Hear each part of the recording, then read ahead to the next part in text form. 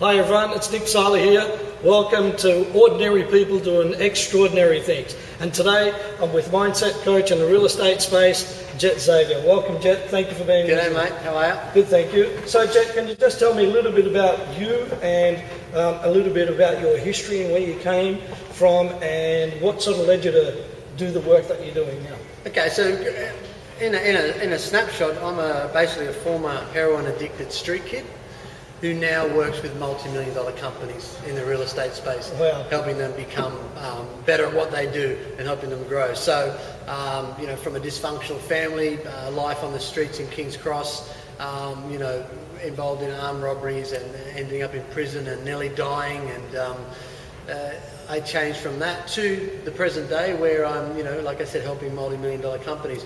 I mean, it's been a big transition over the years. I've been coaching for about 6 years now. I was in youth work for a number of years in King's Cross as well. I've been a musician, personal trainer. I've done a whole lot of things, but it's brought me to the space that I've been in for the last 6 or so years coaching, where now I'm privileged to be able to go into businesses, especially within the real estate space in Australia, and help them perform at higher levels. So yes, I'm totally grateful for where I'm at. Great. And just tell me a little bit about, I've heard your story and it's absolutely incredible. And I'm wondering if you can just tell me, for you, what that, I suppose, that nudge that you needed to go, well, I need to take a different direction. Because as you were saying before, you were a street kid, you're addicted to heroin, you're in jail. And I remember you were saying just around that space that there was a situation. Yeah, really. Well, the nudge was that I nearly died. I went down to a park one night, overdosed on heroin. My girlfriend overdosed as well next to me, and she unfortunately died that night. Luckily enough, the next morning I'd been in the park for 10 hours, unconscious. My kidneys had failed, I was dying. Fortunately, someone came along that morning for some reason and looked inside the cubicles and found us lying there. I was charged with manslaughter, facing 8 years in prison. I was put in prison for a couple of months, got out on bail, eventually went to court and got found not guilty of the manslaughter charge, started my life again as a 21-year-old. So the nudge was that experience of nearly dying, nearly losing my life, and being given another chance. Yeah, and so that for you, I'd say, was rock bottom. Yeah, that was my moment. I was a skinny, ringy heroin addict, bashing people and doing armed robberies and just causing havoc, and going nowhere fast. I couldn't get any further. I was taking every drug under the sun. I'd overdosed a number of times. And this was the universe's message saying, you've pushed it as far as you can go, and this is it. Push it any farther and you're not going to get another chance. So it's incredible to where you are now. So just tell us a little bit about your space and what you do, especially around the mindset work as a mindset coach. So I run Real Estate Mastermind, which is an elite performance formula for real estate sales agents and principals. I'm an elite performance mindset coach. That's my specialty, because I believe in the power of changing your mindset to change your behavior, which in turn changes the practical aspects of what you do. If you want to be more successful, then you need to change the way you think. You need to change the structures in the way your brain works, in the neural capacity and pathways. And once you start doing that, then everything out here starts to change. And I suppose you really saw that from, like you're saying, being in that space where you were before. You have to change your mindset. Yeah. You have to say, well, I can't just, something needs to change or I'm going to die. Exactly. I've spent many years working on my own self within therapy and mentors and programs and training and coaches of my own to get this right. And once that got right, then I was in a better space to be able to perform at higher levels within whatever I put my hands to. I continually grow my business, I continually get better at what I'm doing, I continually reflect on what I've got and where I want to go. That's only because my mindset's changed. Yes, I've become better at what I do, I've become more skilled up, I've become more experienced, I understand the processes a lot more, I realise I've got a little bit more business savvy now, but the change always comes here. At the end of the day, we're a brain, Nick, and if that works right, then we work right. If it doesn't work right, we don't work right. But people forget that and they go, okay, hang on, something's not working, I'm going to go and try again. If they don't deal with the issue up here, then continually to try again. It's just going to stay there. It's a continual loop of disappointment and dissatisfaction and frustration. That if we stop, pause, look, and think about what's going on in our mind and our brain and how that impacts on our behaviour, then we can start to change that. That's at the high level. At the practical level, it's just looking at our beliefs. How is our language? What are we saying, or who are we hanging around with? What are we reading? All those sorts of things that influence us to the positive or to the negative. Yeah, and just tell us, Jet, let's say with a typical agent that you're working with, or a business owner that you're working with, what would be something that you find, I suppose, I'm going to call it the nudge, or you know, something that really just the penny drops for them. How is it that you're able to find that in somebody? So, I mean, with this series, it's going out to business owners all over the world practically, and so I'm just wondering what that is with you, what you look for. So, a typical maybe case study that. Okay, so agents come to me, or principals come to me, and they've got an issue. The team's not functioning, or the agent's not performing. They're not selling as much real estate as they want. They're not being as productive as they should be. They're not as motivated as they should be. So there is some issue they come to me with that they want me to fix. Yep. So I just tell them to stop right there, put all those things down, and start to become aware of how they're thinking about those things. So awareness is kind of the first, awareness is the key platform and foundation to any change in anything. One of my clients calls me Mr. Miyagi, right? Mr. Miyagi. Mr. Miyagi, wax on, wax off.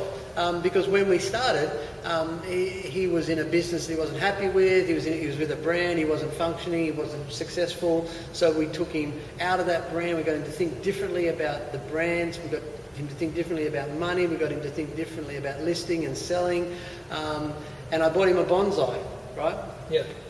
And one of the lessons was, all you got to do is keep that bonsai alive. That's all you got to do. Within 2 weeks, the bonsai was dead, right? So the message was getting him to think. The message was getting him to think about what was his thinking, or what was the limitations in his way that was causing everything else to happen. Yeah, and so out of that, he realised that he wasn't patient and tolerant. Okay, two small things, but that patience and tolerance kept him in a loop of dissatisfaction and frustration. So once he started to realise that he needed to be more patient in the way he did things, more tolerant about the world around him and things not going his way and not moving, he was shifted into a great space where he could think clearer, right? And therefore approach the difficulties he was having in a different light. Yep. So the story of the bonsai is, I said, well, why did it die? And he goes, I don't know. We'll find out. So he researched online. He found out that he should have kept it in the sun, and he should have did this, and he should have did that. And I said, well, if you would have done that first of all, instead of just leaving it there and not thinking about it, right, then you would have been in a different position. Am I right or wrong? Yes. So people need to think more about what's going on as opposed to reacting. Yeah? Everyone's in a reactive position. Yeah. Once they start to think and that awareness comes, they're looking at it through different glasses. Once you've got the different glasses on, the world out here, the opportunity you see is so much different. Yeah, that's just a simple thing. Yeah, great. So that's really amazing for people that are watching this, and it's often the simple things. I think you're right. When we've at least become aware of why things keep on repeating themselves. Yeah, because people poo-poo the mindset. They go, let's just get on with it. How do we do it? Show me. What do I need to do? Yeah. How much do I need to pay? What's going to happen? I always say to my clients, if you want your business to change, you need to change. Success comes from the inside out, not from the outside in. Yeah. Once you start to change you, fundamentally on any level, then your business starts to change, your world starts to change. Yeah, it's interesting because a lot of business owners are always searching for that answer. Where really, what I've understood, and I know you have, is for you even making that decision, back when you were at rock bottom, nobody else could show you that answer. No, I needed to change. Everyone was saying, stay off drugs, get a job, get stable housing, hang around with the right people. All great things, all very important. Yeah. But if I didn't change, right, nothing was going to change. And I'll give you the example. I was still a very violent, angry, bitter, resentful person. So I went into a relationship and a marriage where I'm ashamed to say it, but I was in a domestic violence relationship where I would hit my wife. And I'm ashamed of that, right? But that's where I was at because I wasn't changing. Yeah, I was looking at, get stable housing, get a job, do this, do that, all the external things which business people do. Let's fix all this and it'll be right. But I wasn't changing. It wasn't until I started to look inside at me and I started to change me that domestic violence situation started to change. When I started to front up to myself and who I was. So I'd already been nearly dead, heroin addicted, got through that. Yeah. Another chance at life, but hang on a second. I was still violent, I was still angry, I still took it out on people. I still didn't want to take responsibility for my actions. But until that point where I said, hang on a second, something's got to happen here. Because I didn't want to be in that situation. Yeah. I wanted to be in a situation where it was loving and caring and all that sort of stuff. But I couldn't do it. I kept trying not to be violent, but I couldn't do it. Something had to change on the inside. And that something started here. Yeah, exactly. And that's been a 15, 20-year journey. Yeah, gotcha. So, just as a business owner, what challenges do you face within your business? In my business, something that as a business owner we all get through. I mean, even with your right mindset. I think I think business owners get too attached to the outcome.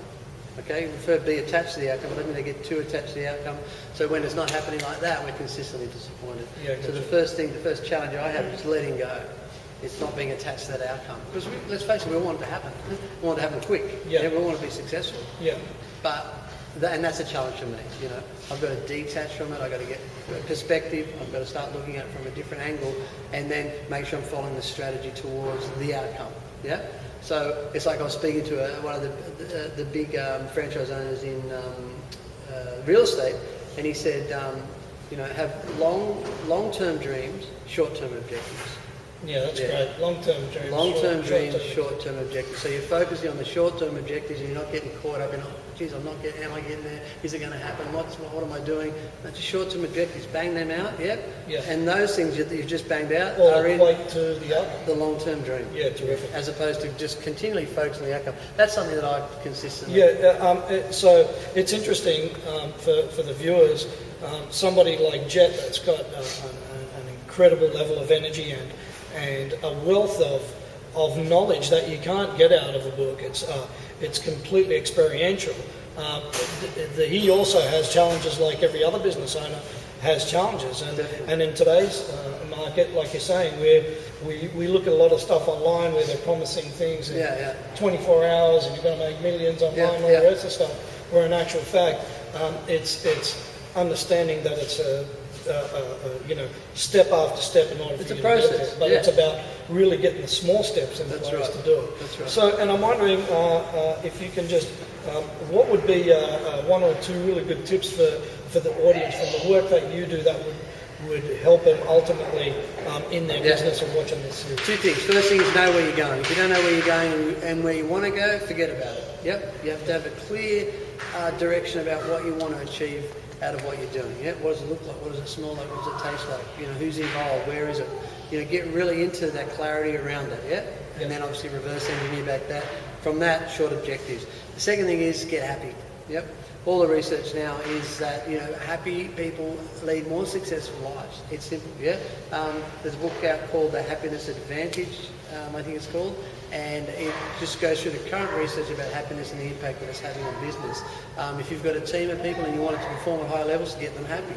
If you've got a business you want to run at a higher performance level, then you get happy. Because when you're in that state, you perform at a higher level, you're clearer, you're more content. You're more able to deal with the things that happen in life that normally would put you down. So they're the two things. Get clear about where you want to go and get happy. And just before we go, can you tell us a bit about your new book that you're in? Also, where can my viewers find you? Okay. You can find me in a lot of places, but the best place is probably realestatesalessuccess.com.au. That's the first place, realestatesalessuccess.com.au. And your new project that you're working on as well. The new project, Real Estate Mastermind? That's, Real Estate Mastermind for Real Estate Agents is coming out in March 2013. So any real estate agents watching this, you got to check this out. myrealestatemastermind.com.au. myrealestatemastermind.com.au. Check that out as well. That's coming out. The book Millionaire Motivators is out. You can get that in any bookshop. If not, ask them to order it or send me an email. Terrific. Well, thanks, Jet. I really appreciate the time. It's been so many great things that you can take away from this interview as a business owner. Please check out Jet. He's an incredible friend of mine. We've covered lots and lots of ground together. Just before I go, just to give you an understanding, I probably wouldn't be doing this work that you're seeing if it wasn't for Jet. So I love him dearly. He's one of my closest friends, and this guy is incredible. All right, thank you for watching, and we'll see you next time.